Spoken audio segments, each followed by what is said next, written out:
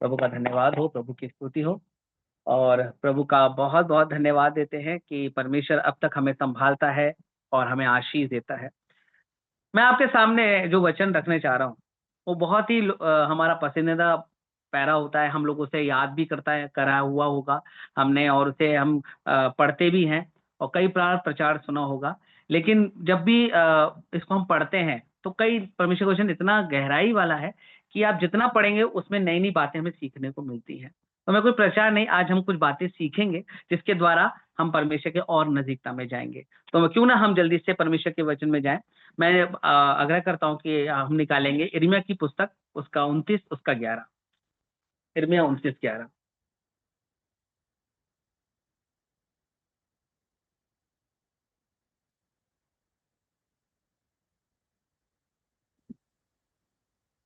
क्योंकि यहोवा की ये वाणी है कि जो कल्पनाएं मैं तुम्हारे विषय में करता हूँ उन्हें मैं जानता हूँ। वे हानि की नहीं वरन कुशल की हैं, और अंत में तुम्हारी आशा पूरी करूंगा। बस बस बस, प्रभु का धन्यवाद हो। मैं आज इसी वचन पे बोलना चाहता हूँ। हम सब जानते हैं परमेश्वर बहुत महान है। प्रभु हमारा संस्थान है, गढ़ है, यहोवा मेरा चरवाहा है, सब कुछ है।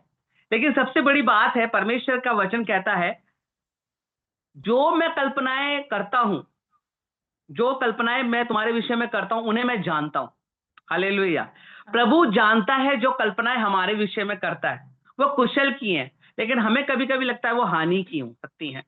कई बार हमारे पास जीवन में परेशानी आ सकती है, दिक्कतें आ सकती हैं, कई ऐसी चीजें हमारे जीवन में आ सकती हैं। तो हम क्या सोचते हैं, ये शायद ना हमारे को, हम क्या करें, हम परेशान हो गए हैं प्रभु से। कभी कभी हम लोग नाराज होने लगते हैं, कोई कुछ कुछ लोग जो है अलग अलग बातें बोलने लगते हैं। लेकिन परमेश्वर कहता है जो कल्पनाएं मैं तुम्हारे विषय में कर रहा हूं उन्हें मैं जानता हूं। हालेलुया। प्रभु जानता है हमारे लिए क्या अच्छा है, क्या बुरा है, सब जानता है। और इस कल्प में जो आपके सामने रखना चाहता हूं वो ये बात है कि जो कल्पना है, जब परमेश्वर सब कुछ हमारे विषय में जानता है तो हम अपने आप को समर्पण कर दें, प्रभु के आगे हम अपने आप को समर्पित कर दें। प्रभु क्या चाहता है, वो बताना चाहता है कि बेटा, मेरी बेटी, तू मेरे को अपना सब कुछ अर्पण कर दे, तू मैं अपने आप को समर्पण कर दे। तो जो मैं करना चाहता हूं उसको मैं बहुत अच्छे से कर सकता हूं। उदाहरण के तौर पे आपने कुम्हार को देखा होगा, जब वो मिट्टी के बर्तन बनाने वाला कुम्हार को मिट्टी अपने आप को समर्पित कर देती है, कुम्हार के हाथ में सौंप देती है। और जब वो सौंप देती है तो उससे वो आदर के बर्तन बनाता है, अलग अलग तरह के बर्तन बनाता है। उस मिट्टी के पहले कोई कोई योग्यता नहीं थी, लेकिन आज उसकी योग्यता, वो महत्वपूर्ण बर्तन बन जाता है जब वो कुम्हार के हाथ में सौंपा जाता है, अपने आप को सौंप देता है। उसी प्रकार जब हम अपने परमेश्वर के हाथ में जब अपने आप को सौंप देते हैं तो परमेश्वर क्या करता है, हमें आदर का बर्तन बना देता है, हमें ऊंचा एक अच्छा बर्तन बना के रखता है, हमें अब महत्वपूर्ण बर्तन बना देता है, हमारी वैल्यू बना देता है, बढ़ा देता है वैल्यू। मेरे प्रियो, परमेश्वर चाहता है कि हम अपने आप को क्या करें, समर्पित कर दें।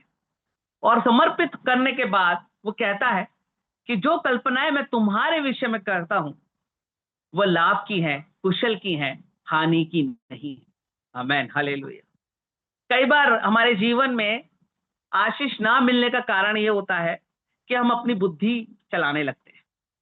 कई बार हम अपनी समझ का सहारा ले लेते हैं, नहीं हम अब हमारे पास बहुत बुद्धि है और मैं ये कर सकता हूं, मैं ये कर सकती हूँ, ये बहुत अच्छा हो जाएगा। लेकिन नहीं, हम क्यों ना हम अपने परमेश्वर को सब कुछ प्रदान कर दें, आप सब कुछ समर्पण कर दें, तब वो हमारे लिए सीधा मार्ग निकालेगा। नीति वचन उसका 3, जब आप 5-6 में पढ़ेंगे तो वहां क्या लिखा है कि तू अपनी समझ का सहारा मत लेना, वरना संपूर्ण मन से यहोवा पर भरोसा रखना, तब वो तेरे लिए सीधा मार्ग निकालेगा। आमेन, हालेलुया। कई बार हम लोग यही गलती कर जाते हैं। प्रभु हमसे कहना चाहता है, हम लोग अन्य जाति लोग नहीं है, अन्य जाति लोग जो प्रभु को नहीं जानते। अन्य जाति का मतलब है जो लोग प्रभु को नहीं जानते। प्रभु के लोग ना, जो नहीं जानते हैं, प्रभु को नहीं जानते, वो क्या करते हैं, अपने हाथ को, अपनी माथे की रेखाओं को पंडितों के पास या किसी के पास दिखाते हैं कि हमारा आने वाला फ्यूचर कैसा होगा। वो बताते हैं, वो जानना चाहते हैं। एस्ट्रोलॉजर के पास जाते हैं, वो टीवी पे या मोबाइल पे, या आजकल तो बड़ा अच्छा हो गया, ऐप भी आ रहे हैं आजकल। कि हमारे होने वाला फ्यूचर कैसे होगा, हमारा फ्यूचर कैसे होगा, कैसे बताइए हमें क्या करना है क्या नहीं कर, कौन सा कलर कलर भी बता देते हैं, ये कलर के आप कपड़े पहनो तो बहुत अच्छा होगा, सब कुछ होगा। लेकिन हमें इसकी जरूरत नहीं, क्योंकि परमेश्वर का वचन कहता है जो कल्पनाएं मैं तुम्हारे विषय में करता हूँ वह हानि की नहीं परंतु लाभ की है। आमेन, हालेलुया। हमें अपने आप को परमेश्वर के आगे समर्पण करना बहुत जरूरी है मेरे प्रियो। जब तक हम नहीं करेंगे तब तक हम अपने जीवन में आशीष को देख ही नहीं सकते। हम अपने जीवन में जो उन्नति प्राप्त करना चाहते हैं वो प्राप्त कर ही नहीं सकते। उदाहरण के तौर पे परमेश्वर के वचन में आकर आप जाएं तो एक परिवार के विषय में बताना चाहता हूं। वो परिवार आपको कहां मिलेगा? एलकाना और उसकी पत्नी हन्ना और पियन्ना। पिनन्ना जो थी, ये तीनों परिवार कहां मिलेंगे? पहला शमूएल पहला अध्याय उसके पहले पद से आप पढ़ना शुरू करेंगे तो ये आपको मिलेगा। लेकिन दूसरे अध्याय को मैं आपके सामने रखना चाहता हूं। यहाँ पे एलकाना, उसकी पत्नी हन्ना और पिनन्ना, पिनन्ना के बच्चे थे, लेकिन हन्ना के कोई संतान नहीं थी, कोई संतान नहीं थी। वो प्रतिवर्ष परमेश्वर के भवन में जरूर जाया करती थी और वहां से लौटती होगी।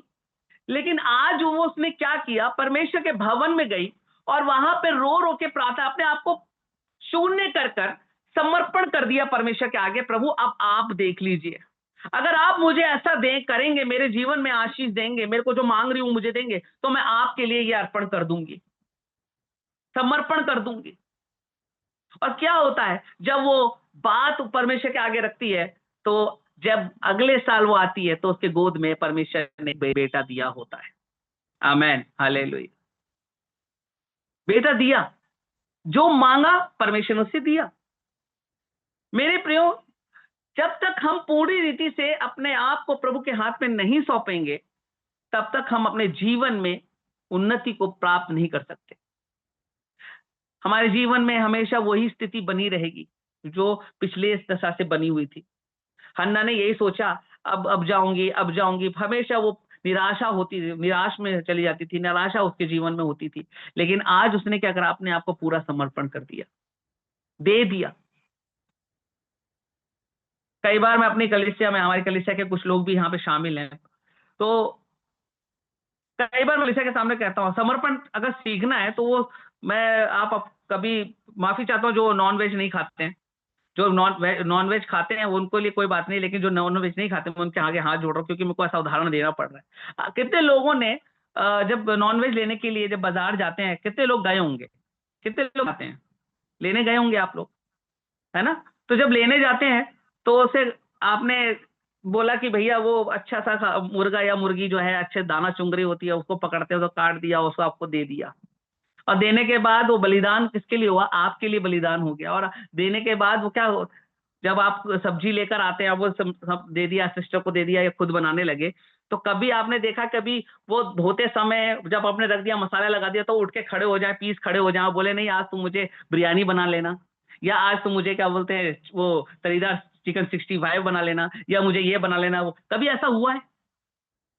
नहीं हुआ, कभी ऐसा नहीं होता है। वो उसने आपको जब दे दिया, सब कुछ दे दिया, तो आप उसकी तरह हो गए हैं कि आप अपने जीवन में कुछ भी अपने हिसाब से नहीं कर सकते। आपका बनाने वाला आपको जब बनाएगा तो सर्वश्रेष्ठ बनाएगा। आमेन, हालेलुया।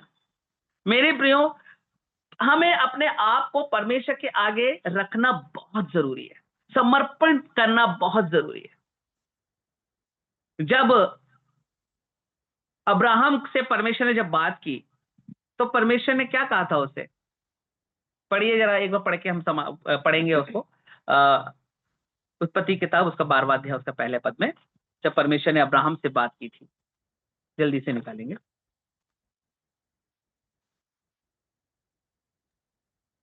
यहोवा ने अब्राहम से कहा, अपने देश और अपने कुटुंबियों और अपने पिता के घर को छोड़कर उस देश में चला जा जो मैं तुझे दिखाऊंगा, और मैं तुझसे एक बड़ी जाति बनाऊंगा और तुझे आशीष दूंगा और तेरा नाम महान करूंगा और तू आशीष का मूल होगा। देखिए, ये परमेश्वर क्या कर रहा है? बात कर रहा है। अब जब बात कर रहा है तो अब अब्राहम के पास चॉइस है। वो क्या चॉइस है? या तो बात मान ले या बात ना माने, दोनों बात है। या तो परमेश्वर की बात माने अपने आप को परमेश्वर के आगे समर्पण कर दे, तो क्या बोलना चाहता है परमेश्वर? यदि तू मुझे अपने आप को मेरे प्रति समर्पण कर देगा या मुझे अपने आप को दे देगा, तो मैं तुझे महान कर दूंगा।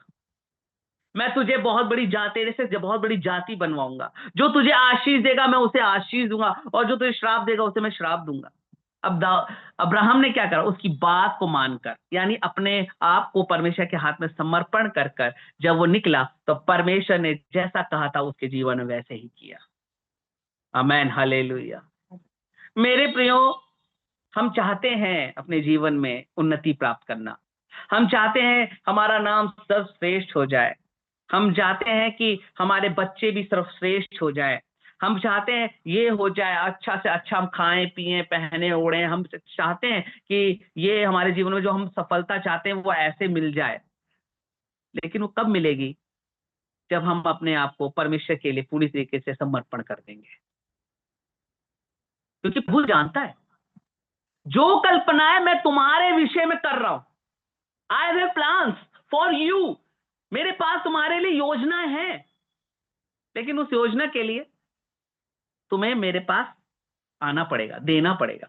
मुझे वो काना गलील की वो शादी याद आती है।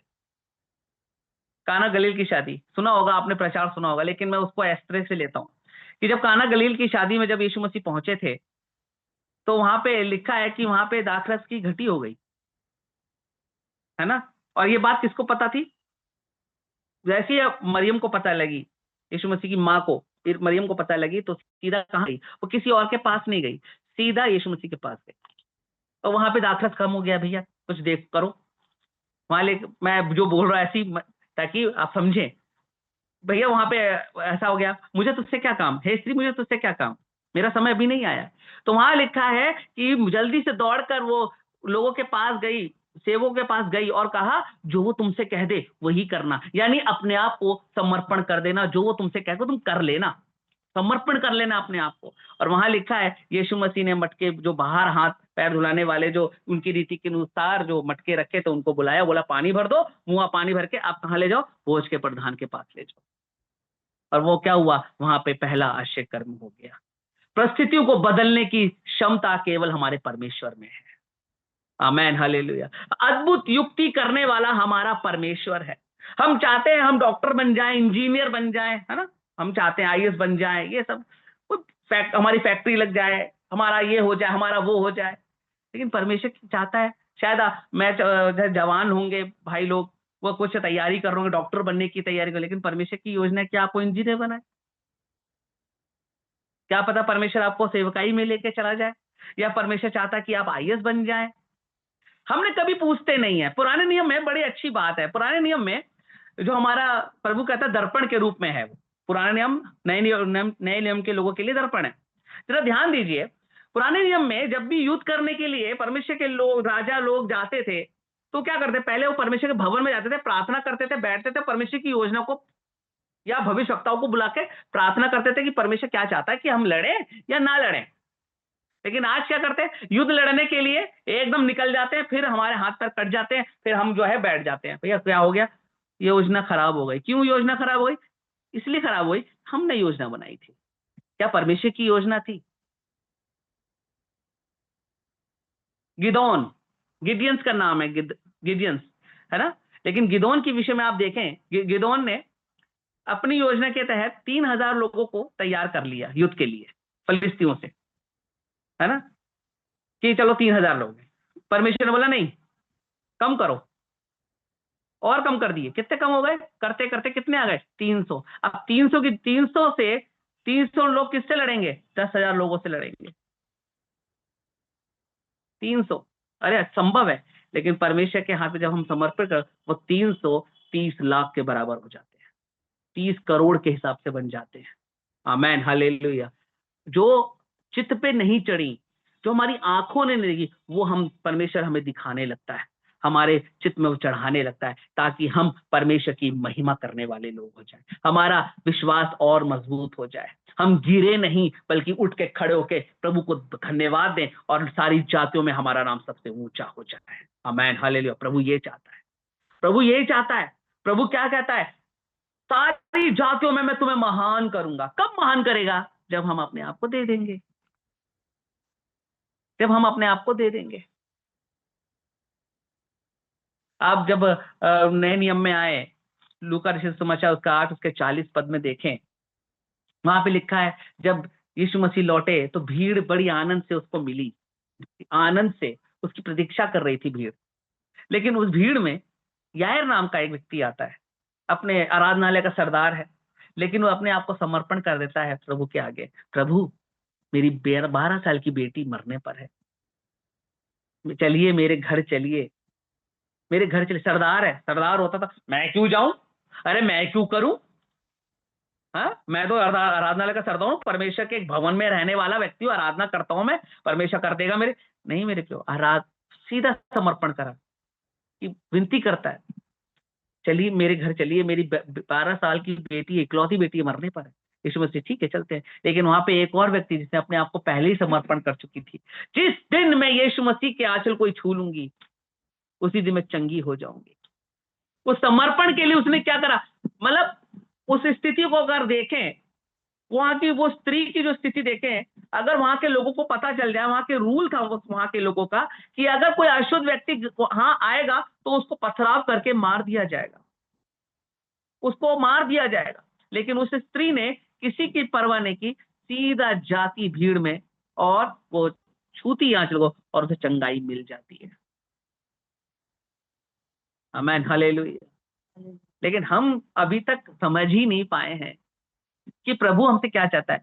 जो कल्पनाएं मैं तुम्हारे विषय में करता हूं उन्हें मैं जानता हूं, आप नहीं जानते, मैं नहीं जानता। अगर मैं अपने विषय में, मैं कभी पास्टर बनना नहीं चाहता था, कभी नहीं बनना चाहता था पास्टर। पास्टर शब्द से मुझे भी, मैं सही बताऊं शायद कई लोगों को बुरा लगेगा, लेकिन मैं पास्टर शब्द से नफरत करता था और पास्टर नहीं बनना चाहता था। 3 बार मरने की कोशिश की है मैंने मसीह में रहते हुए, लेकिन कभी मैं पास्टर बनना नहीं चाहता था। मैं सोचता था मैं ये जॉब करूंगा, मैं ये जॉब करूंगा, मैं ये जॉब करूंगा, मैं यहाँ जाऊंगा, रेलवे की ज्वाइनिंग लेटर हाथ में और एक एग्रीकल्चर डिपार्टमेंट का क्लर्क की जॉब हाथ में। लेकिन परमेश्वर की क्या मर्जी, 3 बजे परमेश्वर जब मुझसे बोला 4 साल से भाग रहे हो तुम, अब मेरी सेवकाई की निकलो, नहीं निकलना चाहते तो मैं बहुत है, मैं तुम्हारी सेवा किसी और को दे दूंगा, तुम आ जाओ ऊपर, तो मैं ऊपर बुला लूंगा। वो 3 बजे की सुबह की बात थी और मैं डर गया, मतलब प्रभु अब मुझे माफ कर, मैं तेरे हाथ में अपने आप को सौंपता हूँ। और प्रभु ने क्या बोला, तेरी हर एक जरूरत को मैं पूरी करूंगा। बहुत से ऐसे लोग हैं जो अंधकार में, मेरे लोग अंधकार में, तुझे उनको निकालना है, सीधी बात परमेश्वर ने मुझसे की। तो चिंता मत कर, तेरी हर एक जरूरत मैं पूरी करूंगा। और प्रभु का धन्यवाद, जो मैंने अपने आप को परमेश्वर के हाथ पे सौंपा, प्रभु आज भी मेरी हर एक जरूरत को जैसा उसने कहा वैसा करता चला जाए। मैंने फिर अपने आप को एक कठपुतली के समान परमेश्वर के हाथ में सौंपा, प्रभु आप चलाइए, जैसा आप चाहते हैं वैसे करिए। लेकिन हम, सही बता रहा हूं, एक इंसान की एक फितरत है, वो ये इसका बहुत इस्तेमाल करता है, बहुत ज्यादा इस्तेमाल करता है। जब बातें होती हैं, डिस्कशन होता है, राय लेनी जाती है, तो कैसे कैसे हम राय देते। लेकिन मैं सही बताता हूं, अगर राय लेनी है ना, हमारे परमेश्वर से बढ़कर कोई और राय देने वाला नहीं।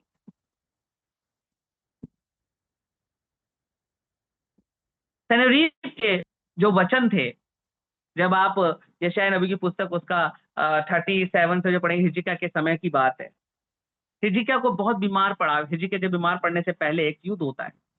उस युद्ध में जब सनरीब के वचन होते हैं, श्रेष्ठ राजा जब वो वचन भेजता है, तो वो सीधा क्या करता है, वो स्क्रॉल होता है, उसको वो जब पढ़ता है तो वहां लिखा है कि तेरे को तेरा परमेश्वर धोखा ना दे, हिजकिय्याह के विषय में। कि हिजकिय्याह को बोलता है श्रेष्ठ राजा कि भाई तेरे को परमेश्वर क्या है, धोखा ना दे। सनरीब के ये वचन है कि तुझे परमेश्वर धोखा ना दे, मैं बाकी लोगों को हरा कर सारे देवी देवताओं को, उनके देवताओं ने बचाए नहीं, पर तेरा देवता भी तुझे, तेरा परमेश्वर तुझे बचा ना सकेगा। तो वो क्या करता है, स्क्रॉल हाथ से लेता है, दूतों के हाथ से, और वो परमेश्वर के भवन में बिछा देता है। बोलता है परमेश्वर मेरे विषय में नहीं, ये तेरे विषय में कहा गया है, तू देखना। आज हम युद्ध लड़ने के लिए जाते हैं, अपनी अपनी तरीके से हम युद्ध लड़ने लगते हैं, अपने हिसाब से हम उपाय करने लगते हैं, अपने हिसाब से हम योजना बनाने लगते हैं। ये सब सही नहीं है। हम परमेश्वर ने क्या कहा, जरा मेरे साथ एक निकालिए भजन संहिता 46 उसका पहला निकालिए, भजन संहिता 46 का पहला। परमेश्वर हमारा शरण स्थान और संकट के समय तत्पर है, इसलिए हम नहीं डरेंगे, चाहे पृथ्वी उलट जाए और पर्वत समुद्र तल में जा पड़े। देखिए परमेश्वर का वचन कहता है परमेश्वर हमारा शरण स्थान और बल है। भजनकार इस बात को कहता है कि परमेश्वर हमारा शरण स्थान और बल है। मैं कहां जाऊं, मैं किससे मांगू, मैं बल किससे मांगू? कोई राजा मुझे बल देगा? नहीं देगा। अगर आप नहम्याह की पुस्तक उसका 8 उसका 21 पढ़ें तो क्या लिखा है, पढ़िए नहम्याह 8:21।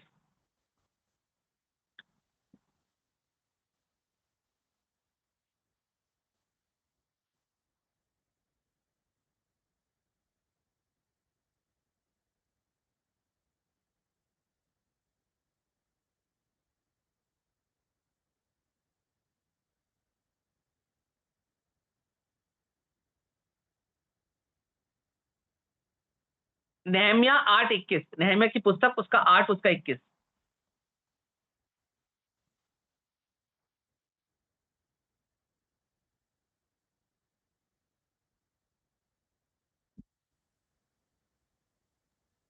भैया रेफरेंस एक बार चेक कर लेंगे प्लीज।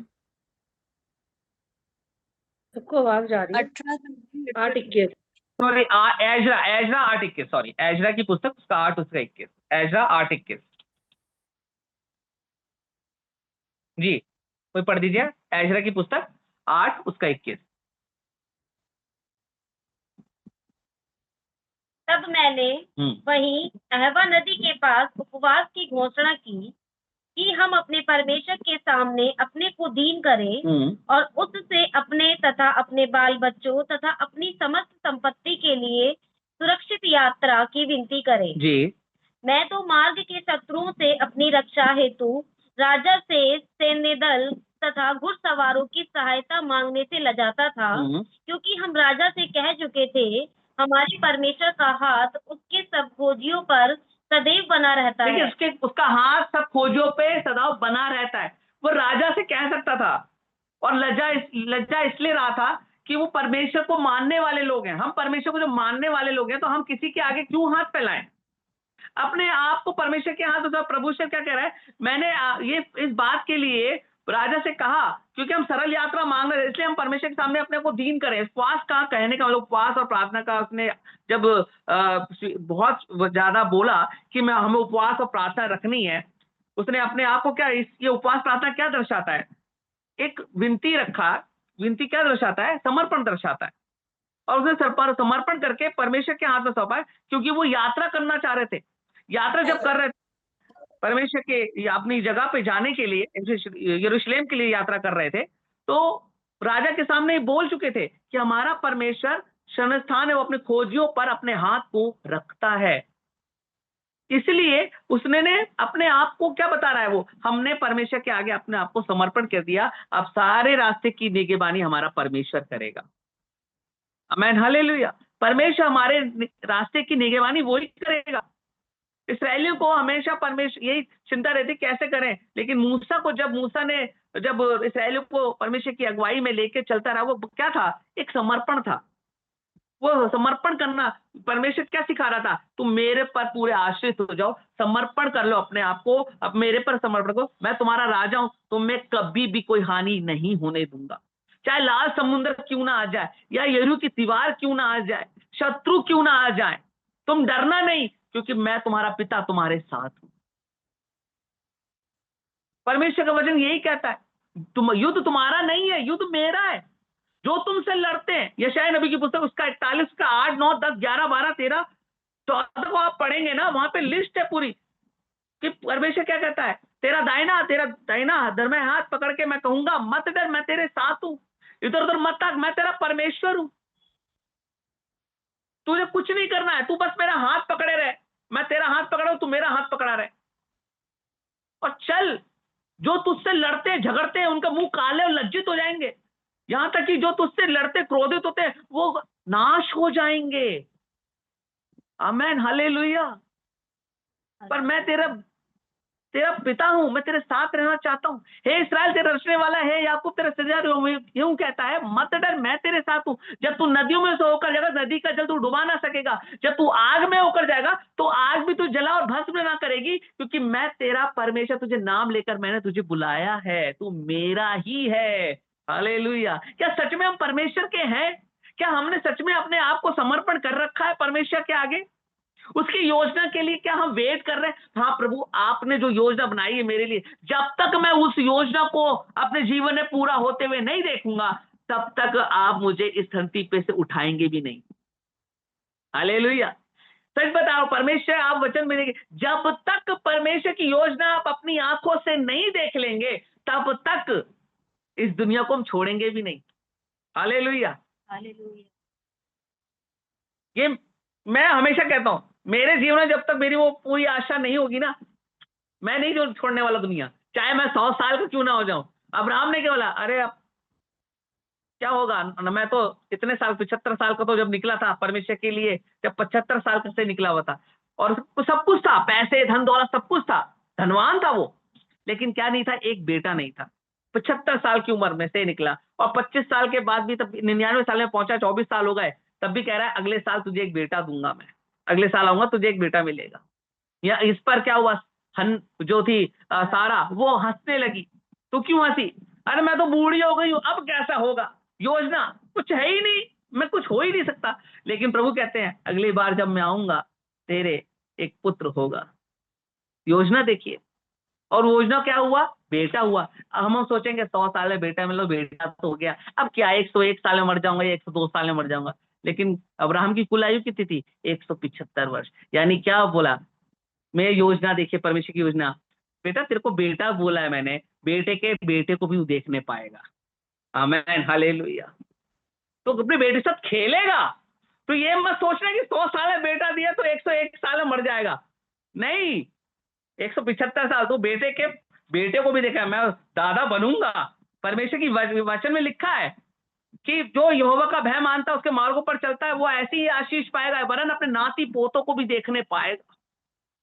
लेकिन उसके लिए हमें परमेश्वर के आगे अपने आप को पूरी तरीके से समर्पण करना जरूरी है, क्योंकि प्रभु हमारी कल्पनाओं को जो वो करता है वो जानता है, और हमारी योजना को जो हम बना रहे हैं वो भी जानता है। लेकिन क्या बोल रहा है, बेटा चिंता मत कर, तू ये नहीं बनेगा पर ये बनाऊंगा मैं तुझे, तो तू क्या करेगा, मेरा धन्यवाद करेगा। अगर बीमारी भी आई है, मैं एक छोटी सी गवाही बताना चाहता हूँ। मेरी मम्मी एडमिट हुई थी हॉस्पिटल में। अब हम लोग बहुत चिंता कर रहे थे, हॉस्पिटल में पहुंच गई, क्या होगा कैसे होगा। लेकिन आपको मैं बताना चाहता हूँ, वहां पे एक और स्त्री थी जो बीमार थी, परेशान थी।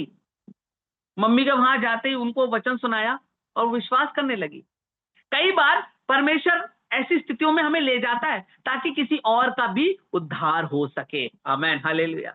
परेशानियों में ले जा रहा है, चाहे बीमारी में ले जा रहा है, कहीं भी हॉस्पिटल में ले जा रहा है, या जेल खाने में ले जा रहा है। अब आजकल पास्टर बड़े दुखी हो रहे हैं कि हम लोग जेल खाने में चले जाएंगे। अरे परमेश्वर की योजना है, जेल खाने में कौन जाएगा वचन सुनाने के लिए? अरे हम लोग जाएंगे। हम जैसे हम समर्पण करते परमेश्वर, हम हर जगह, जैसे हम लिखा है ना, पृथ्वी के छोर तक गवाह हो गए। अरे पृथ्वी के छोर में तो जेल भी खाना आता है। परमेश्वर की योजना है, सूरज को पीलीभीत की जेल में डालकर मैं वहां के लोगों को छुड़ाना चाहता हूं, तो छुड़ाएगा। क्या पौलुस को, सिलास को जेल खाने में नहीं रखा है? वहां पौलुस और सिलास अगर बोलते हैं ना, हम तो नहीं जाएंगे, हम तो प्रभु के लोग हैं, हम कैसे जाएंगे, हम तो जेल खाने में जाएंगे ही नहीं। उन्होंने परमेश्वर के आगे अपने समर्पित कर दिया, वहां गए, वहां कितने लोगों का उद्धार हुआ। मेरे प्रिय, परिस्थिति कैसी भी हो, परेशानी कैसी भी हो, हम हर स्थिति में धन्यवाद देने शुरू कर जाए।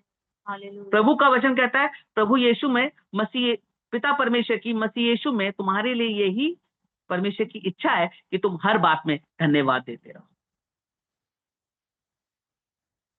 बीमारी आ जाए, हॉस्पिटल में, हमारे बगल के बिस्तर पे शायद कोई बोल रहा होगा, कोई मुझे एक बार कोई वचन सुना दे, कोई एक बार मुझे बता दे। प्रभु ने हमें भेज दिया।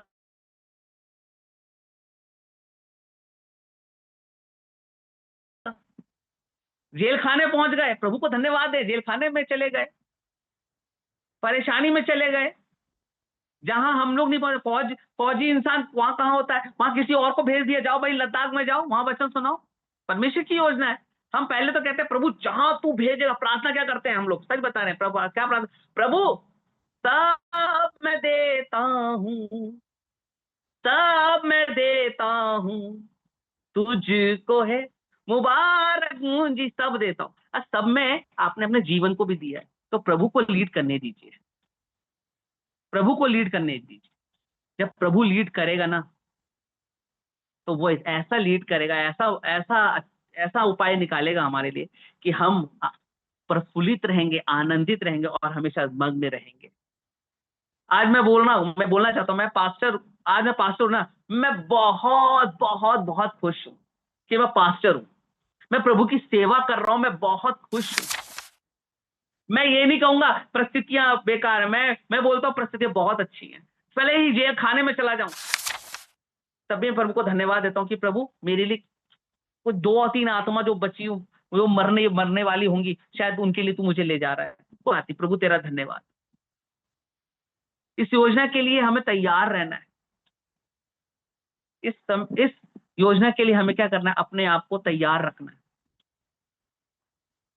उस योजना के लिए हम क्या योजना, तो प्रभु ने हमारे लिए क्या योजना बनाई है कि बेटा चिंता मत कर, जहां मैं जा रहा हूं उन्हें वहां तुम्हें भी रहने को मौका दूंगा, मैं भी तुम्हारे लिए तुम्हें अपने साथ वहां रखूंगा। तो प्रभु ने हमारे लिए योजना पहले ही बना के रखी है, बस हमें क्या करना है, उस योजना में अपने आप को प्रभु के हाथ में सौंपना है। तब हम अपने जीवन में जो हमारी आशा है वो पूरी होती देखते पाएंगे। आमीन, हालेलुया। वो सफलता को हम देखने पाएंगे। जीवन में हमारे कभी खालीपन नहीं रहेगा, हम निराशा में नहीं रहेंगे। प्रभु हमें बुद्धि ज्ञान से भरना चाहता है, प्रभु हमें आनंद देना चाहता है। अभी थोड़ा बस मैं 2 मिनट और लूंगा आपके।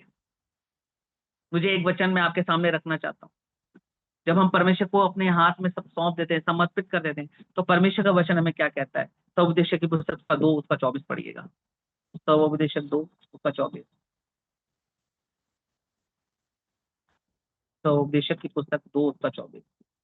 मनुष्य के लिए तो खाने पीने और परिश्रम करते हुए अपने जीव को सुखी रखने के सिवाय और कुछ भी अच्छा नहीं। मैंने देखा कि यह भी परमेश्वर की ओर से मिलता है। देखिए, यही तो चाहते हैं हम लोग भी। हम खुश रहना चाहते हैं, अपने जीव को सुखी रखना चाहते हैं, खाना पीना चाहते हैं, अच्छे कपड़े पहनना चाहते हैं। ये किसकी ओर से मिलेगा? परमेश्वर की ओर से मिलेगा।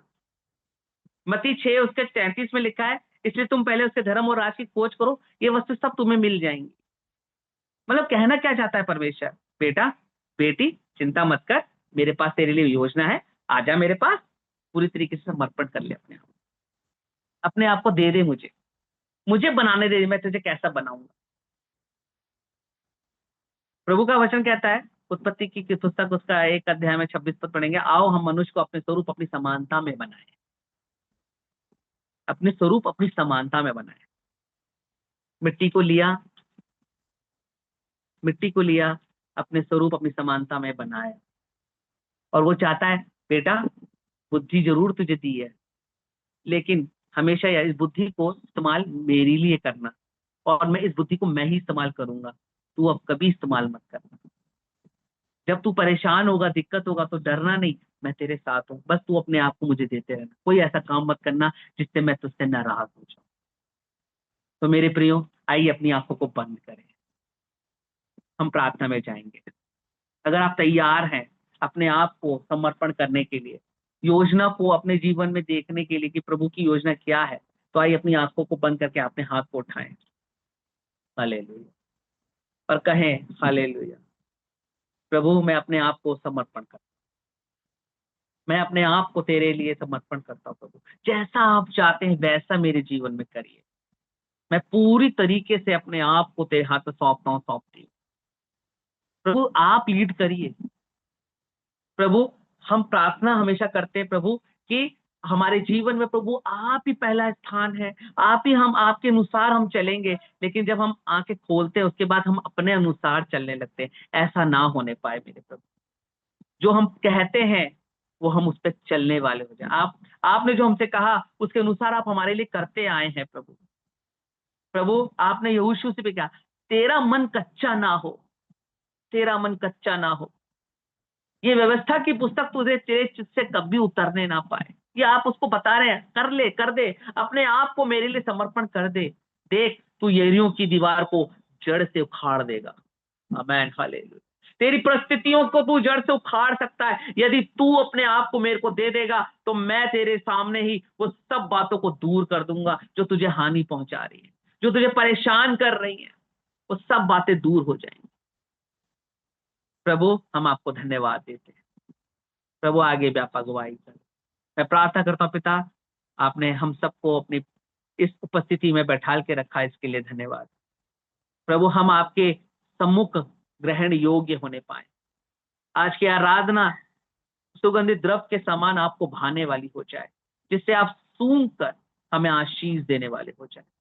प्रभु प्रत्येक जन को तेरे हाथ में सौंपता हूँ प्रभु। जब हमने अपने आप को समर्पण करा है तो प्रभु हम अपनी योजना कभी बनाने वाले ना हो जाएं। प्रभु जब आप योजना बनाते ना वो हमारे दिल को तसल्ली देती है, हमें मोक्ष प्रदान करती है। हम चिंताओं में घिरे नहीं रहते हैं, हमारे हर एक चीज की आप पूर्ति करते हैं। इसके लिए हम धन्यवाद देते हैं। खाने पहनने ओढ़ने की हर एक आवश्यकताओं को आप पूरा करते हैं। चिड़ियों को देखो, ना तो बोती है ना काटती है, तब भी तुम्हारा स्वर्गीय पिता उन्हें खिलाता है, तो तुम्हें क्यों नहीं देगा। प्रभु हम चिंता नहीं, हम बल्कि तेरी महिमा करने वाले। आपने हमें सिर्फ इसी काम के लिए बनाया कि मनुष्य केवल मेरे साथ रहे, मेरी संगति में रहे और मेरे को धन्यवाद देता रहे, मेरी आदर सम्मान करता रहे, बाकी मैं उसके लिए सब कुछ करता रहूंगा। प्रभु हम भी ऐसे ही बन जाए। यदि हमारे अंदर कोई ऐसी कमी है प्रभु वो दूर हो जाए। एक बार फिर तेरे लोगों को मैं यीशु मसीह के नाम से आशीष देता हूँ पिता। तेरा दास होने के नाते हर एक प्रत्येक जन को तेरे हाथ में सौंपता हूँ प्रभु। तू दया कर, सबको तू आशीष दे। आपने प्रार्थना को सुना था, यीशु मसीह के नाम से प्रार्थना को मांगते हैं, आमीन।